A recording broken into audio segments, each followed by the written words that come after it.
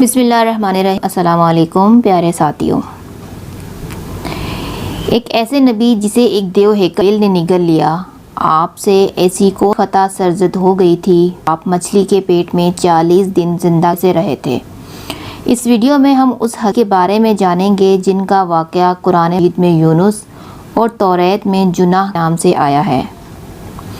تاریخ آشوری قوم ایک طاقتور ان کی حیثیت سے جانی جاتی ہے جس کا دارالحکومت آشور تھا۔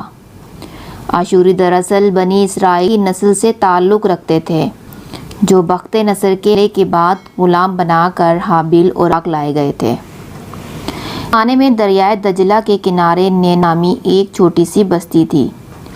آشور کسی بادشاہ نے ایک دیوتا کے نام پر نینوا میں ایک مندر بنوایا۔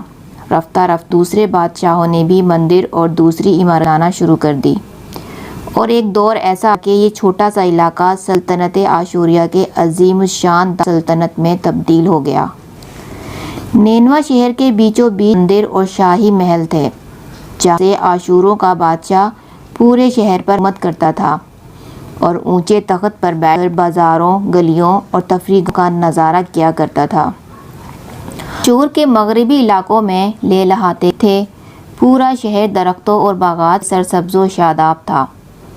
آشوریہ لوگ پتھر تراشنے کے فن میں بھی ماہر تھے، لہذا جگہ جگہ سنگ مرمر کی دیواروں پر انہوں نے اپنے دیوتاؤں کے نقش و نگار بنا رکھے تھے۔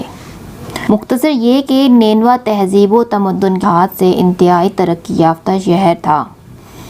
آشودر دیوتا ان کا سب سے بڑا تھا، نیز یہ کہ یہ بادشاہ کو بھی خدا کا درجہ دیا کرتے تھے۔ لوگ بت پرستی اور کفر و شرک میں مبتلا تھے۔ اس وقت نینوا کی آبادی 1 لاکھ سے زیادہ تھی اور یہ 700 قبل مسیح کا زمانہ تھا۔ اللہ نے اس زمانے میں اس قوم کی ہدایت کے لیے حضرت یونس علیہ السلام کو بھیجا۔ حضرت یونس کا پورا نام یونس ابن متا تھا۔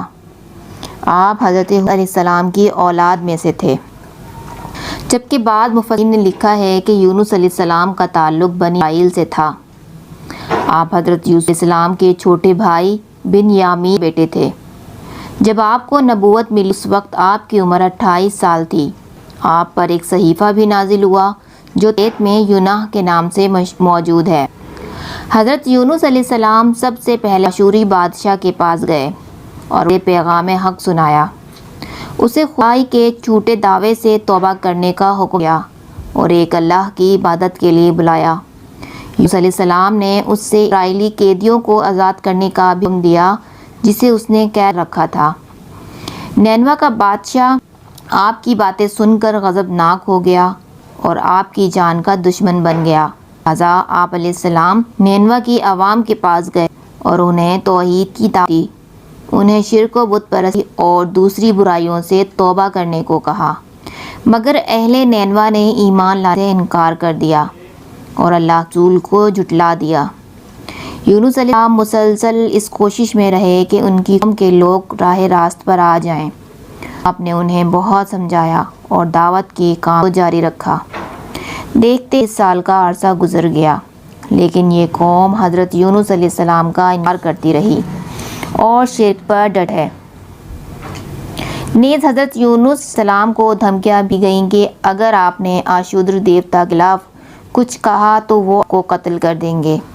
آخرکار حضرت یونس علیہ السلام اپنی قوم سے مایوس ہو گئے۔ ان کی سرکشی اور نافرمانی انتہا کو پہنچ گئی تو اللہ نے حضرت یونس علیہ السلام کو کیا کہ لوگوں کو آگاہ کرو کہ 3 دن کے اندر ان پر عذاب آنے والا ہے۔ لہٰذا آپ نے اہل نینوا کے سامنے اعلان کیا کہ اگر تم 3 دنوں کے اندر بت پرستی اور شرک سے توبہ نہ کی تم پر اللہ کا قہر نازل ہوگا اور پورا شہر تباہ و برباد ہو جائے گا۔ لوگوں نے آپ کا مذاق اڑایا اور جواب دیا ہم تمہارے رب کی طرف سے عذاب کے منتظر رہیں گے۔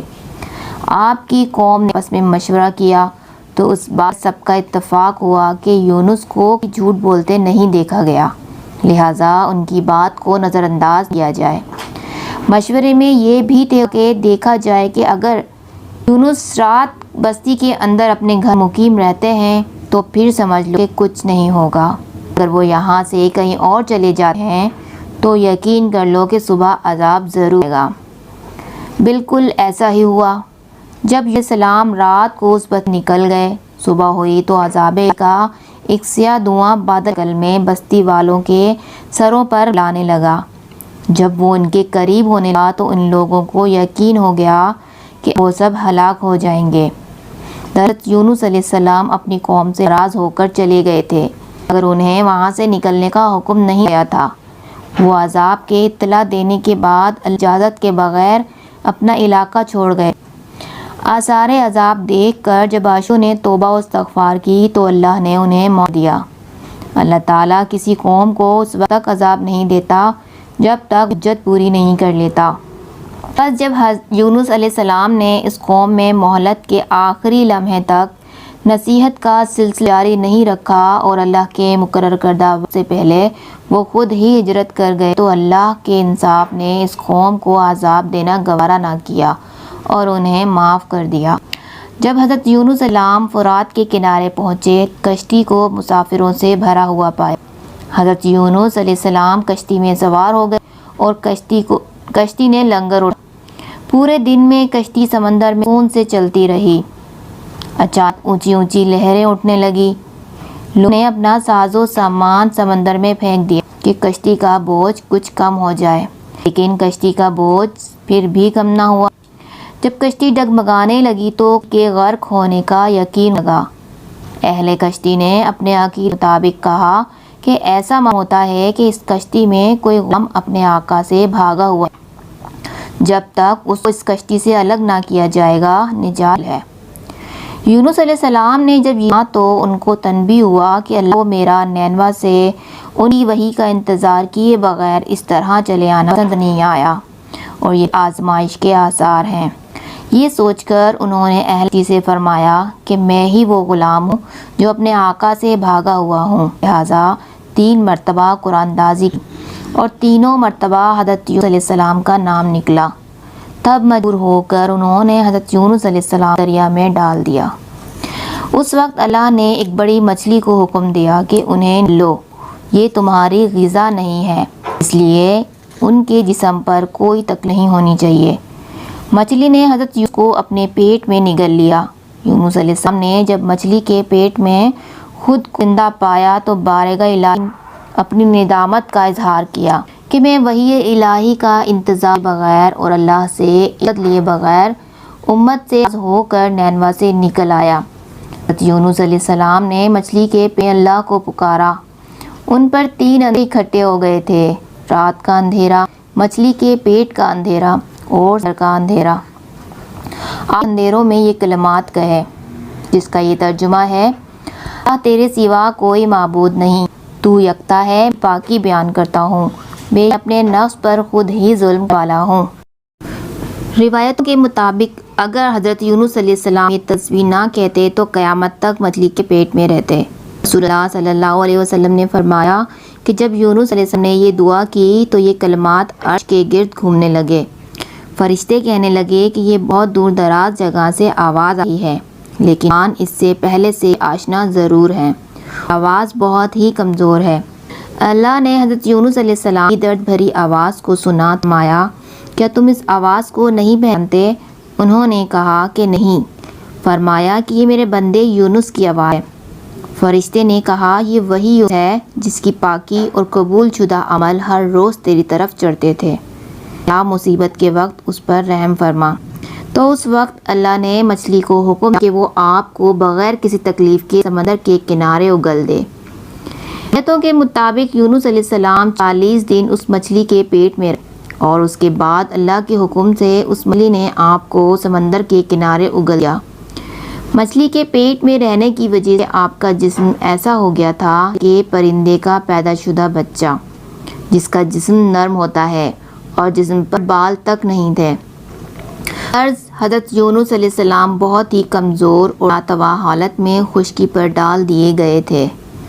اس کے بعد اللہ نے سمندر کے کنارے پر ایک بیلدار درخت اگایا جس سے کہ حضرت یونس علیہ السلام پر سایہ ہو جائے۔ روایتوں کے مطابق وہ کدو کا پودا تھا جس کے ذریعے حضرت یونس علیہ السلام پر سایہ ہو گیا۔